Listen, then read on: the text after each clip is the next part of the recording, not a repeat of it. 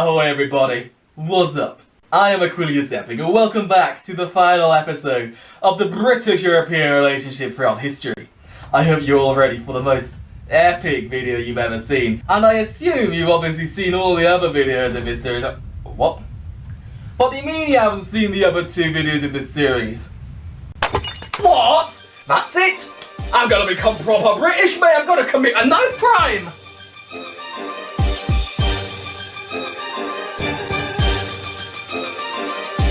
So yes, now I assume you're all caught up and ready to embark on the final chapter of the British-European relationship throughout history. This stuff is really good. I should really drink it way more often than I do. Like being British as hell and everything like that, but this stuff is really good. We left Europe in the last episode with an enormous power vacuum. France had been defeated, Napoleon himself been yeeted off to St. Helena where he died, and now Europe had to figure stuff out again. During this time, although Britain would have preferred to maintain its policy of splendid isolation, pretty much like they're trying to do right now it seems, it was decided to create a new structure to balance political power more evenly to prevent future political strife and uprisings like Napoleon. As you all know from the history books that did jack all, but the Concert of Europe can be considered a kind of precursor to the modern European Union. The idea was, before armed conflict would erupt again with the great powers of Europe, that you'd sit down, talk about it, drink some tea over the issue. Unfortunately, the Council of Europe was promptly ignored as hostilities arose in 1914, but we'll get to that in a little bit.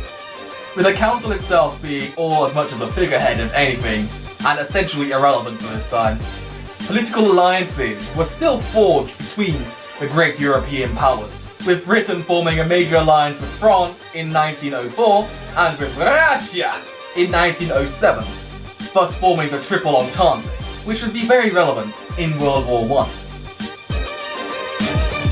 In the years up to World War I, however, colonization would take a more prominent role in the political power struggle of Europe. Britain during this time was able to expand its empire and first got many new colonies to import tea from, making tea very popular in Britain. Didn't really take off that much in Europe though, because it was more a British thing, we got it easier, but hey. During this time, a second industrial revolution started. A lot of social issues arose with these new rapid changes for the people in Europe. A lot of these issues that arose from back in those days are still present to this day.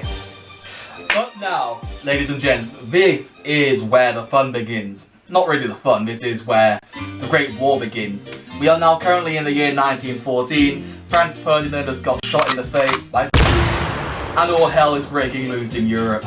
As stated, the Council of Europe, which was proposed by Britain to meet up, was promptly ignored and everybody got into smashing their faces at each other in the trenches and everywhere else in World War I. Now this is not going to be a long and extensive video about the war itself and military maneuvers, although I'd love to do one of those probably. I just do not have the time nor the research done to really make this. For me, in these videos and this little mini-series of the British-European relationship throughout history, it is more about the grander feel of it, the spirit involved, and what the influence of this whole affair was in the first place, not the affair itself. So, Great War. What is there to say about Britain's involvement in the Great War? Well, aside from action in the Commonwealth and with colonial forces, there was no direct land war in the United Kingdom itself during the First World War.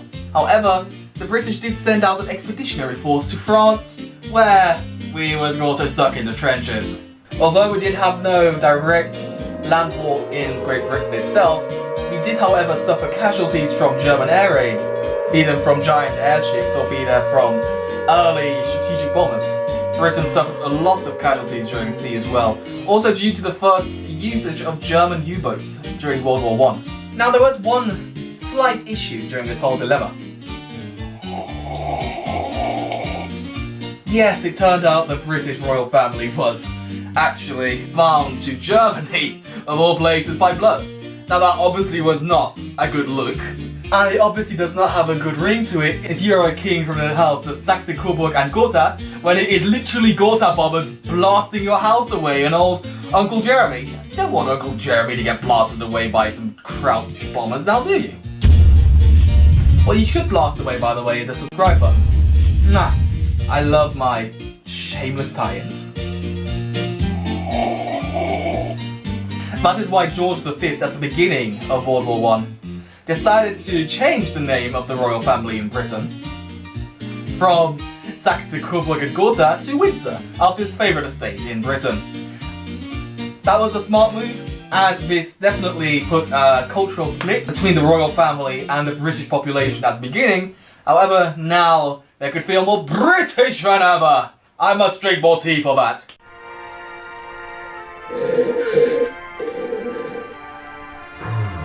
Now obviously the Entente won the war, with the help of America as well, in 1918.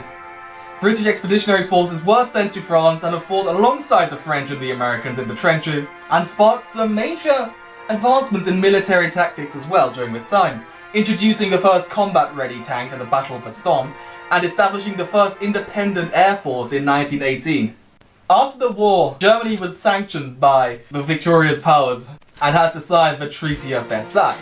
And now, considering Britain itself, as mentioned before, did not have any actual conflict on British soil, the terms of the Treaty of Versailles were considered pretty harsh from a British standpoint. However, if you have a look at it from the French point of view, if your country is literally getting grazed into and you are fighting for your lives, I wouldn't be that surprised if the French would advocate for some harsh measures against Germany, who have royally screwed them over twice within the last 100 years. Yeah, no, that's not a great track record for the French-German relationship. That's not a video I'll be doing. A French-German relationship for a history video would be too many memes for me. I would not be able to cope with that. However, despite the lack of an actual conflict on British soil, British casualties were still relatively high, as was the cost of life generally very high during World War I. So war fatigue rose in the British population after the war to a very significant level. Although insurrections would be put down in the colonies time and time again, Britain was not eager to start a full-out war with the great powers of Europe again, and thus Britain aimed to have a policy of appeasement with Germany after our favourite moustache person gained power in 1933, trying to avoid another great war. The policy of appeasement obviously did not encourage people who were guaranteed independence by Britain, such as Poland. So when World War II started and Germany overran, Britain did not react in time to save them. After that, brave Polish people would fight alongside the Royal Air Force and the British Army in their own divisions to fight back against their oppressors, obviously. But bluntly speaking, Britain was unable to fulfill its guarantees in the initial stages of World War II. Now we go to World War II Electric Boogaloo. Initially, Britain tried the same strategy from World War I again, send out an expeditionary force to France and prepare for the German offensive. However, they were unable to stop the Blitzkrieg after all. British and French forces were outmaneuvered and pushed back to Dunkirk, where, as a recent movie depicts, there was a great retreating action and that was seen as a miracle. So Britain retreated, once again. Splendid isolation. Now Britain was left on its own in Europe, and during the Battle of Britain, the nation was seen as a bulwark of the quote-unquote free world, which was a relatively fair assessment because America was only twiddling its thumbs at this point if it wasn't just sending out equipment.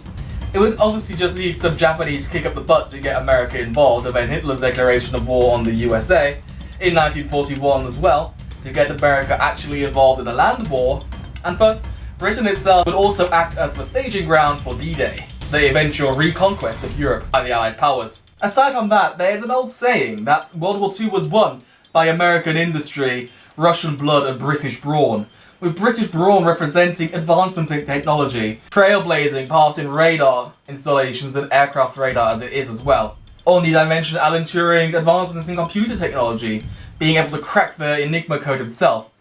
And must also be said that a large British delegation of scientists assisted the Americans in the Manhattan Project. And, you know, if you know what the Manhattan Project was, you know that it went boom.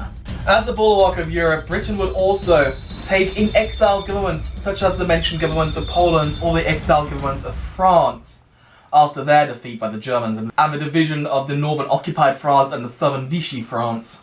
But after D-Day, Britain was able to push together with the Allied powers into Germany, and after the war, Britain got their little slices of Germany as well in the occupation zone. And World War II was over and done with. Very interesting part of the British-European relationship, if you think about it. During the two world wars, Britain was unable to make a decisive move as a land power. However, her naval supremacy, which was strained by the world wars, Britain held through. The strains of the war, however, would essentially lead to the dissolution of the British Empire, with independence movements jumping at the chance of a weakened central power in this case. Britain released her colonies into independence. Britain was still a major player in the NATO during the Cold War. However, its dwindling influence, it had taken a back seat and letting the USA and the Soviet Union in the day duke out the major political issues. Now, here comes the biggie, the thing we are all looking forward to and working towards. It is Brexit time. Not quite Brexit. We need to see how we get into the European Union first. That itself has its own little story to it as well. Britain applied to join the European Economic Community, both in 1963 and in 1967. However, believe it or not, both times were vetoed by one of the founding members of the EEC, France, with President Charles de Gaulle. I really have no idea if that's how you pronounce his name. French people, correct me in the comments, please. For both personal reasons and economic reasons, it's almost as if Britain and France have been duking it out with each other for several hundred years. However, Britain did eventually join the European Economic Community in 1973. However, 2 years later, in 1975, there was a referendum for the British people, asking if they were still inclined to stay as a part of the European Economic Community. In 1975, 67.2% of the population of Great Britain voted to remain a member in the European Economic Community, which then evolved into the European Union as we know it today. And there we have it. We are now currently in the year 2020, one of the most awkward years we've had in a long time, and Britain is about to leave the European Union. Back in February, when it was officially declared that Britain would be entering a transitionary period, we had a huge podcast on my Discord server. If you haven't joined the Discord server yet, by the way, you definitely should. It's pretty fun. We have some very swell people, and we do proper British jokes in there as well from time to time. You should really check it out if you haven't already. Now it is almost the end of the year, and I have held true to my promise that I would have a third episode of this series out. I'm completing the series before the transitionary period is over, and I am so chuffed about that. Let me be honest with you guys. Now, none of these videos are obviously meant to make a political statement. I honestly am not interested in that. I am merely here to kind of elaborate in a semi-educational way how the zeitgeist of the time does decide how we value relationships.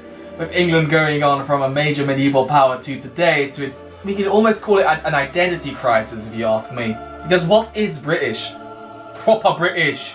How can British people associate themselves with something else apart from knife crime for a ciggy? That's proper shite, innit? Oi mate, you got a fiver for me?